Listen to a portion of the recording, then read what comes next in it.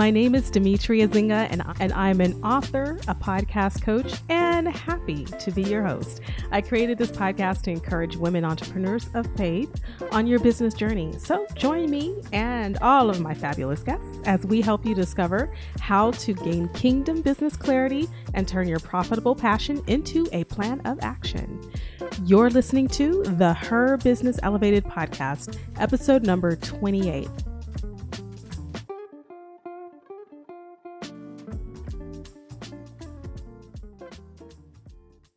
I'm so excited because it is my first episode for the new year, 2023, and we're back. We're back in business with our episodes this month, and I am excited to share new content that's going to help you with your business as a woman of faith, as a kingdom business woman. And I want to help you gain that clarity because I know how important it is to follow the path that's perfect, that's just right for you and for your business that God has blessed you with. So I want to be that voice, be that encouraging word for you in this upcoming year. I really do hope that you've had a wonderful holiday season and that you were able to enjoy time with family and or friends, and that it was a blessing to you. I really hope that you had a wonderful holidays and that you feel rested and you're jumping back into the workspace with a renewed energy and focus. So I would like to talk this week about whether or not it's actually possible to run a holistic business. So before we get started, I wanted to share my podcast coaching services. For those of you interested in starting your own podcast and beginning that, I would love to have you hop on over to impactpodcastcoach.com and we can talk for about 25 minutes. You'll get a free consult. We'll have a nice chat and we'll talk about what it means to you to build out your podcast, whether it's your first one or you have another one in the pipeline. I'm here to help you to create those concepts for your podcast and help you to get it all worked out so that you can deliver your message to the world. Again, that's impactpodcastcoach.com. Okay, so we're going to talk about running a holistic business. And the reason I'm thinking about this word holistic is because it's one of my favorite words, actually. I use it a lot because I tend to like to think of myself as someone who's concerned about holistic health and tuning into what my body needs. So when I thought about what it means in terms of running a business, I had to research what the word holistic actually means. And so I needed to clarify that for myself. So when I looked up the word holistic, it means characterized by the belief that the parts of something are interconnected and can be explained only by reference to the whole. And I love that definition because the word interconnection and the parts of things in reference to a whole is what I think of when I view being authentic in business. And I'll explain that a little bit. So as an entrepreneur, I believe many of us are solopreneurs and some of us are growing out teams. Some of us haven't started growing out teams yet. So whatever you identify as a solopreneur, entrepreneur, creative, you are a woman in business who should probably see yourself as the common denominator, the glue that keeps your business together. Okay, so I know that's not the way you want to see your business 10, 15, 20 years down the road, but at this point in your business, you probably are the thing, the glue, the main denominator. So if you're not present, the business probably doesn't run itself. So unless you've arrived to a level, and most of us are still attempting to get to that level where you're no longer working in your business, but only on your business on occasion. Most of us are still working in our businesses. We're showing up to record these podcasts like I am, or we're showing up to create videos, showing up to write blog posts, to post on social media. We are physically present in our businesses. So with that said, there's a lot to think about in terms of being holistic because we're so plugged in to the creation of this entity that is outside of ourselves and yet it really relies on us to be there. So the idea is to ask yourself, how do you want to feel from day to day? How do you wish to feel about yourself, about your circumstances, about life? Okay.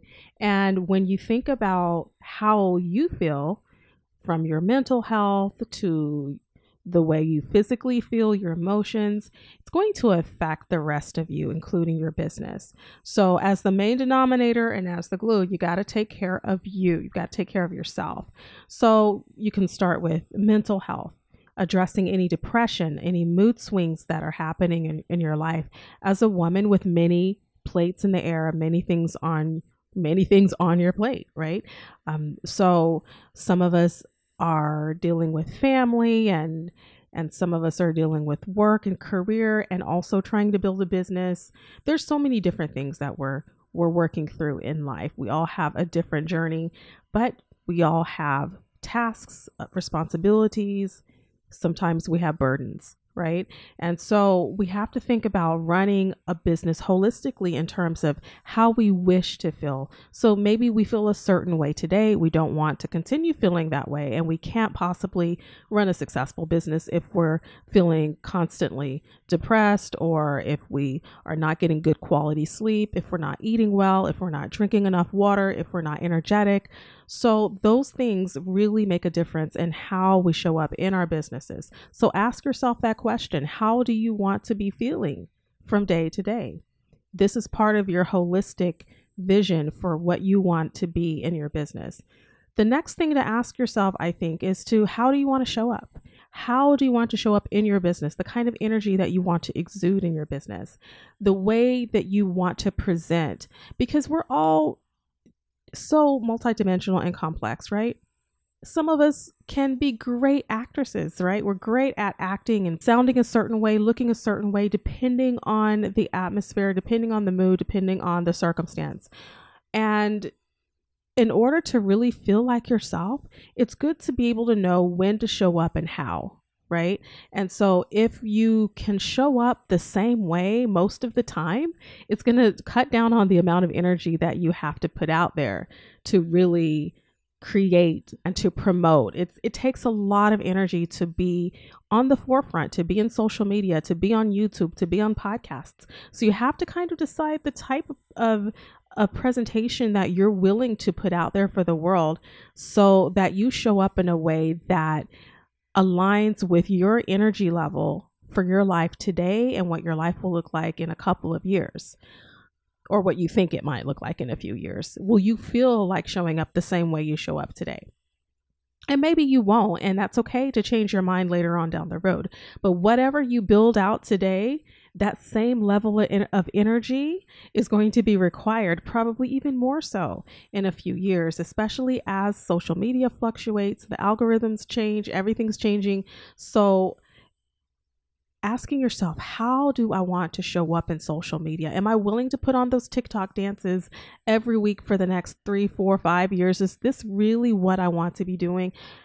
Or would I rather just show up in a way that is more comfortable for me? And that could be the dancing. If that's what you want to do and that's comfortable for you, then by all means you do that. Or if you want to create a whole, cinematic vlog every single week, then you do that. If that's too much work for you because it takes too much energy out of you and you just want to do sort of a sit down talking video, then that's the best option for you. For my podcast, I prefer to hop on the mic and just share what's on my heart and to have my guests share what's on their heart.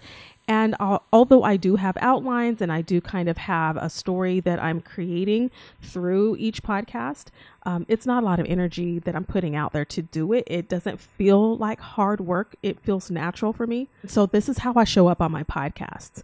On my vlog, on the other hand, I show up a little bit different because I am on camera. And so then I have to make decisions about what type of video I want to share. So when I'm doing a vlog, it's going to look for me a little bit more cinematic.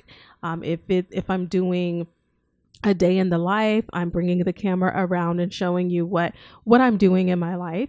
And so that is going to look a little bit different than when I'm just showing up to share tips and advice and strategies about podcasting or marketing.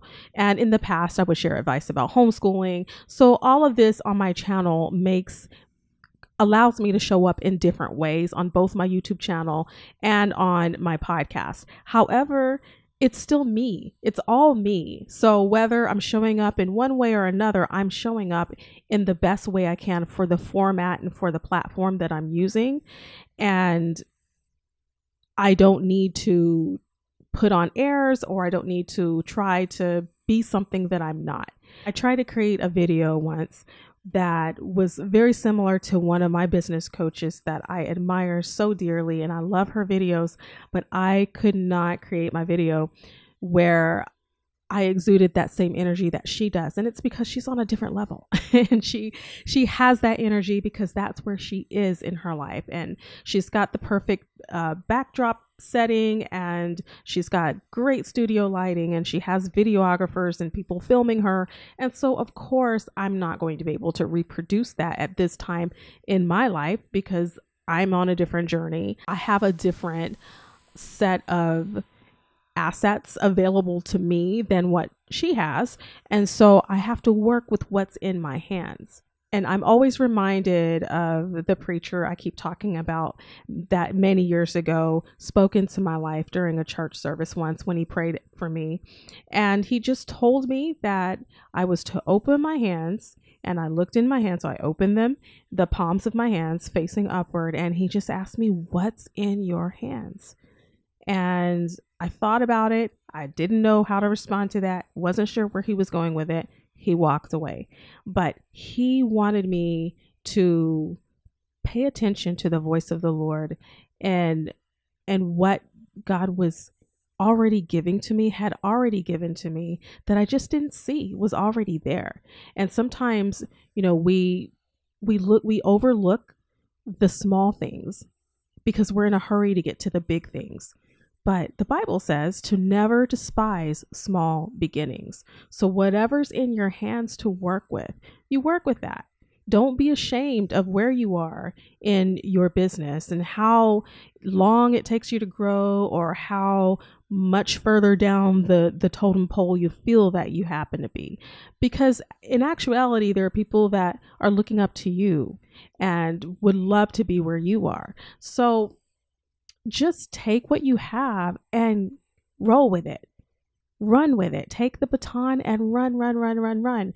And when you get to the finish line, you can pass it off to someone else. But you can't run looking back and wondering, am I ever going to get where I need to go? Let's just stop, because I'm not going to ever get there, because the finish line is so far away. I can't even see the finish line. And I don't know where I am in relation to the finish line, except that I feel that I'm so close to the beginning. So that can be one of the most discouraging thoughts that entrepreneurs go through when we are seemingly solopreneurs out here floating around on our own, if we don't have support and collaboration and networking.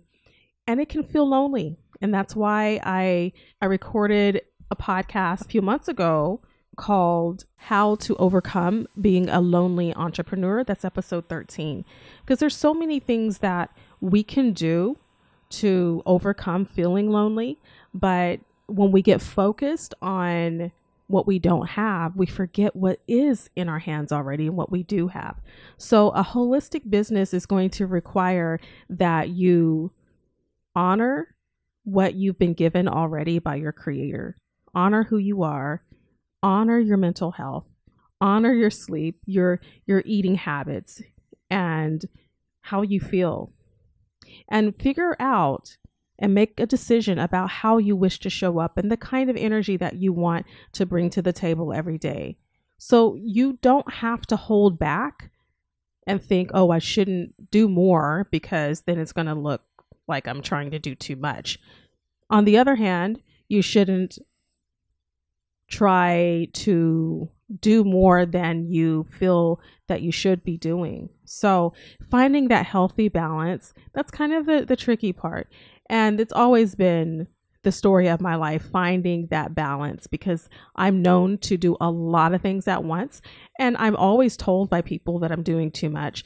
And I just simply ignore them because I know what I'm supposed to be doing and it feels right to me. So if someone looks at me and says you're doing too much, unless they're my business coach, I don't tend to listen to people who tell me that, because I feel that maybe they just don't understand my growth and my journey and how quickly or slowly I need to go and how many things I need to have to be productive. So for me, having a lot on my plate, I thought would be overwhelming, but it's actually the thing that drives me. It's what I need. And God knew that. He knew that I would need to have more to push me out of my seat in order to do more. So if you expand your territory and you open up your life to allow God to drop in those things that you want to do, those projects, you may end up with an armful more than you thought. At the same time, I do want to, share that there's that balance that we have to always be mindful of. So God will never put more on you than you can bear. It's another scripture I like to think about often. And sometimes we end up putting things on ourselves. It's not God who's giving us the idea or the project. It's ourselves. It's us who is directing the future of our lives and putting more into our backpack and making our bags heavier than they need to be. And so that's why it's important as a woman of faith, a Christian entrepreneur, to really take time and pray every day before you get started with your work and ask God to give you direction for your day, for your week, for your month, for your quarter, for your year. It's important to keep him first in your business. And that's probably for me the best way that I can stay holistic and authentic. So take a look at episode 19. That's about staying authentic with your audience. If you want more information about that, you can hear that episode as well. All of these episodes you can find at herbusinesselevated.com. And then the next thing I want to share is, how do all the pieces of your business fit together? So think about the foundation or the core of your business, and how do all the separate pieces of your business fit into that core? So the core of your business is basically what you offer. It's your product or your service. Now, how do all the extra pieces fit into that? That's marketing, that's sales, that's networking, education. You need to figure out how that all fits together and how it looks for you. So maybe for you, a few times a week, you are working on sales, and maybe the rest of the time you're working on marketing, right? Marketing and sales tend to go hand in hand, but maybe you're working on networking and getting to know people through being a guest on podcasts or through collaborating with others, writing content for their websites, blog marketing, or maybe you're educating yourself by taking online courses about your topic of interest so you can learn more. Like recently, I've taken a course on Domestika, and it's about Instagram. And I wanted to learn more about Instagram marketing because it's definitely part of my marketing strategy this year, in addition to YouTube. So I wanted to make sure that I know as much as possible about Instagram. So I've invested in an Instagram course, and maybe before long, I'll actually have a VA that can help me with my Instagram piece. But right now I'm running all of that. So I spend a good amount of time educating myself, even about podcasting. Even though I've been podcasting since 2005, I'm still learning more and more and more about the art and the industry of podcasting. Because in order to help you and to help others who are interested in podcasting, I have to educate myself and be as positioned as possible to give you the best service and the best products when I release them. Okay. And then the last piece of it is community.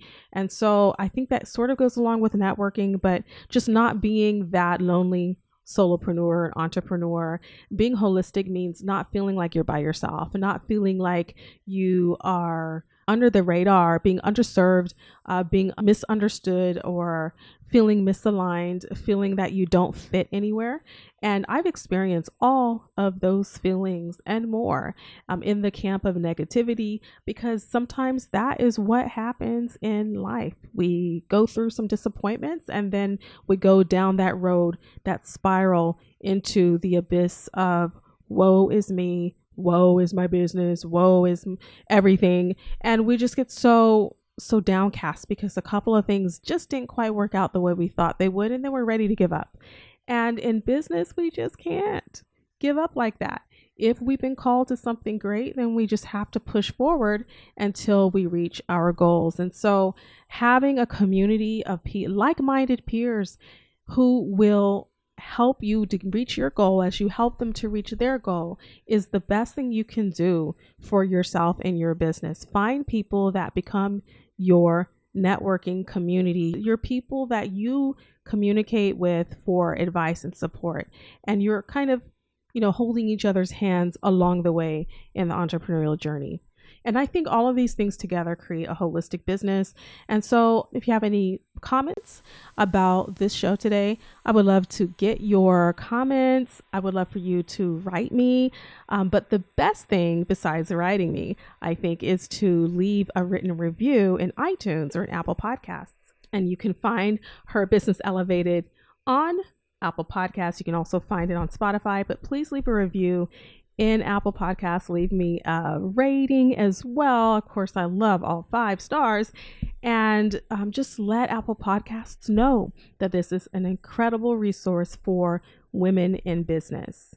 Okay, so that's all I have for you today. I hope you have a wonderful rest of your week. I'll either be back next week or the week after. I'm considering a bi-weekly or every other week, twice a month publication schedule for this podcast for the upcoming year due to the fact that I am running 4 podcasts. So I think that may be what I end up doing. And so if that's the case, then I will talk to you guys in 2 weeks rather than in 1 week. And I'll have more quality advice and support and help and encouragement for women of faith in business. So to your business elevation, and I'll talk to you soon.